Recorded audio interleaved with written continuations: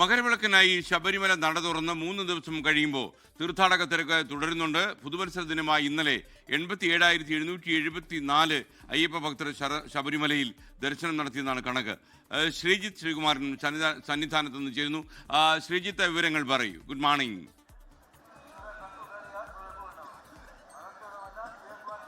Very good morning S K N. Sabarimala സന്നിധാനത്ത് നമ്മൾ കാണുന്നത് പോലെ അയ്യപ്പ ഭക്തരുടെ തിരക്ക് വർദ്ധിക്കുകയാണ്. ഇന്ന് താരതമ്യേന ഒരു മൂടിക്കെട്ടിയ അന്തരീക്ഷമാണ്. പമ്പയിൽ നിന്ന് മല ചവിട്ടാനൊക്കെ പറ്റിയ ഒരു അന്തരീക്ഷമാണ്. അതുകൊണ്ട് തന്നെ രാത്രി വൈകിയും വളരെ അധികം ആളുകൾ സന്നിധാനത്തേക്ക് മല ചവിട്ടുന്ന ഒരു സാഹചര്യം ഉണ്ടായി. നേരത്തെ നമ്മൾ സൂചിപ്പിച്ചതുപോലെ 87,774, അതായത് 90,000-ന് കുറച്ച് സംഖ്യ മാത്രം കമ്മി, അങ്ങനെ ഒരു നമ്പറാണ് ഇന്നലെ ആളുകൾ സന്നിധാനത്തേക്ക് എത്തിയത്. ഇനി അത് കുറച്ച് ദിവസം കഴിയുമ്പോഴേക്കും വളരെ വലിയ തോതിലുള്ള കൂടുതലാകാനുള്ള സാധ്യതയാണ് കാണുന്നത്.